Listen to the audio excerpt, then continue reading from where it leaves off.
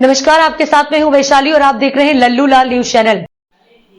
Asia के सबसे अमीर व्यक्ति रिलायंस इंडस्ट्रीज के चेयरमैन मुकेश अंबानी का आलीशान घर एंटीलिया एक बार फिर सुर्खियों में। लगभग 15,000 करोड़ रुपए की लागत से बना ये घर दुनिया के सबसे महंगे निजी आवासों में से एक माना जाता है। लेकिन इस बार चर्चा इसकी कीमत या उसकी भव्यता को लेकर नहीं बल्कि वक्फ की जमीन को लेकर हो रही है।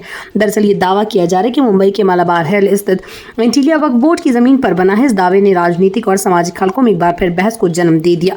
मुकेश अंबानी का घर एंटीलिया मुंबई के पौष इलाके पेडर रोड पर स्थित है। हाल ही में संसद में पेश किए गए वक्फ संशोधन विधेयक के बाद से यह मुद्दा फिर से चर्चा में आ गया। आरोप है कि यह जमीन असल में महाराष्ट्र वक्फ बोर्ड की थी, जिसे वर्ष 2002 में रिलायंस इंडस्ट्रीज के मालिक मुकेश अंबानी ने लगभग 21 करोड़ रुपए में खरीदा था। मामले की जड़ 1986 तक जाती है, जब करीम भाई इब्राहिम नामक व्यक्ति ने जमीन वक्फ बोर्ड को धार्मिक शिक्षा और अनाथालय निर्माण के उद्देश्य में दान में दी थी। लेकिन 2002 में उस समय के वक्फ बोर्ड के चेयरमैन और सीईओ द्वारा जमीन को निजी उपयोग के लिए बेच दिया गया। इस सौदे को लेकर 2005 में अदालत में याचिका दाखिल की गई। वक्फ बोर्ड के कुछ सदस्यों और सामाजिक संगठनों ने यह सवाल उठाया कि धार्मिक और सामाजिक उपयोग के लिए दान की गई जमीन को एक निजी उद्योगपति को कैसे बेचा जा सकता है। महाराष्ट्र विधानसभा में पेश की गई एक रिपोर्ट में भी ये कहा गया कि वक्फ की संपत्ति को निजी उपयोग के लिए बेचा जाना न तो कानूनी है और ना ही नैतिक। रिपोर्ट के अनुसार ये सौदा विवादास्पद था और इसमें पारदर्शिता की कमी रही। भारत में वक्फ संपत्ति को लेकर समय समय पर विवाद उठते रहे हैं।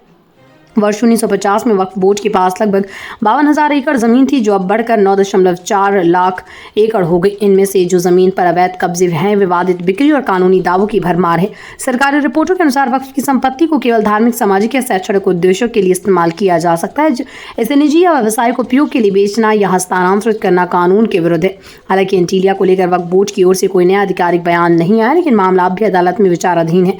इस मुद्दे पर फिर से बहस छिड़ने के बाद ये देखना दिलचस्प होगा कि वक्फ बोर्ड या राज्य सरकार इस पर कोई प्रतिक्रिया देती है या नहीं। इसके अलावा वक्फ संशोधन विधेयक पर भी राजनीतिक बहस तेज हो गई, जिसमें स्पष्ट किया गया कि वक्फ संपत्ति को निजी हाथों में देने या बेचने की प्रक्रिया को लेकर कड़ी निगरानी की जाएगी। मुकेश अंबानी का एंटीलिया सिर्फ एक महंगा घर नहीं, बल्कि ये अब एक कानूनी और सामाजिक बहस का केंद्र भी बन गया। अगर ये साबित होता है कि वक्फ की जमीन को अवैध रूप से बेचा गया था, तो न केवल ये सौदा रद्द हो सकता है, बल्कि इससे जुड़े अधिकारियों के खिलाफ भी कार्रवाई संभव है। इस पूरे मामले में सवाल उठता है कि देश भर में वक्फ की जमीनों का किस प्रकार से दुरुपयोग किया जा रहा है, उस पर किसकी जिम्मेदारी बनती है।